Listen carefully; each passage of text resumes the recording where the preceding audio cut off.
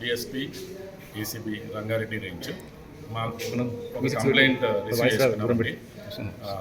Complaint పేరు confidential కాబట్టి చెప్పట్లేదు. అతను ఈ వట్టిమిన్నపల్లిలో వాళ్ళకు ఒక 2 ఎకరాల పొలం ఉంది నవాబ్ సాబ్ మండలంలో. అయితే ఆ 2 ఎకరాల భూమి యాక్చువల్గా వాళ్ళకి అసైన్మెంట్ ల్యాండ్ అనమాట, గవర్నమెంట్ నుంచి వాళ్ళకి వచ్చింది. అయితే అసైన్మెంట్ ల్యాండ్ని వేరే వాళ్ళు ఎవరో కబ్జా చేసుకున్నారు, ఆ 2 acres ల్యాండ్ని పట్టా ల్యాండ్ అని చెప్పేసి ఫ్యాబ్రికేటెడ్ డాక్యుమెంట్స్ తోటి అని చెప్పేసి కంప్లైంట్ చెప్పడం జరిగింది. దాని తర్వాత కంప్లైంట్ ఇక్కడ కలెక్టర్ ఆఫీసు, తర్వాత లోకల్ తహసీల్దార్ ఆఫీస్కి అప్రోచ్ చేయడం జరిగింది. దాని తర్వాత ఒక అప్లికేషన్ కూడా ఇవ్వడం జరిగింది. అప్లికేషన్ ఇచ్చిన తర్వాత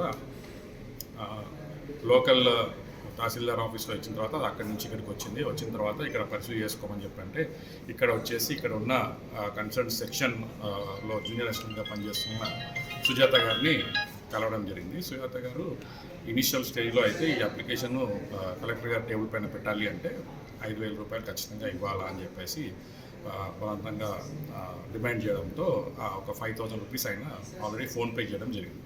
చేసిన తర్వాత కలెక్టర్ గారి టేబుల్ పైన ఆ ఫైల్ వెళ్ళిన తర్వాత కలెక్టర్ గారు ఆర్డర్స్ ప్రాసెస్ చేసి ఆర్డర్స్ ఇవ్వడం జరిగింది. ఆ ఆర్డర్స్ని మళ్ళీ ఇక్కడి నుంచి తహసీల్దార్ ఆఫీస్కి పంపించాలా.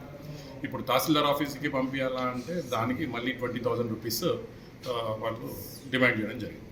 ఆ 20,000 రూపీస్ ఆల్రెడీ నేను 5,000 రూపాయలు నేను ఇచ్చాను కదా, మళ్ళీ ఇంకొక 15,000 ఇంకా ఎక్స్ట్రా అని చెప్పేసి మీరు అంటున్నారు. 20,000 అంటే 25,000 అవుతుంది టోటల్గా అని చెప్పేసి కంప్లైంట్ రిక్వెస్ట్ చేస్తే సరే 5,000 ఇచ్చా కాబట్టి మిగతా 15,000 ఇవ్వమని చెప్పేసి డిమాండ్ చేయడం జరిగింది. సో ఆ ప్రాసెస్లో మా దగ్గర వచ్చి కంప్లైంట్ చేస్తే ఈ 15,000 రూపీస్ ఈరోజు తను తీసుకుంటుండగా రిటైనర్గా పట్టుకోవడం జరిగిందండి. ఇక్కడ సుజాత గారు ఇక్కడ జూనియర్ అసిస్టెంట్గా చేస్తున్నారు ఈ సెక్షన్లో. సో దీని తర్వాత ఇంకా అరెస్ట్ చేయడం జరుగుతుంది.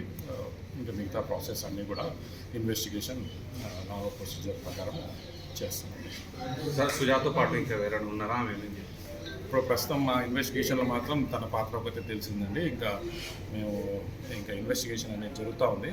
దీంట్లో ఇంకా వేరే వాళ్ళ ఎవరైనా పేర్లు వస్తే ఖచ్చితంగా చర్యలు ఉంటాయి. సార్ ఈ అమౌంట్ అనేది ప్రొసీడింగ్ కోసమా లేకపోతే ఆర్డర్ కాపీ కోసం, అంటే ఏ దానికోసం అడిగింది? ఈ ఆర్డర్ కాపీని అక్కడ లోకల్ తహసీల్దార్ ఆఫీస్కి పంపించడానికి.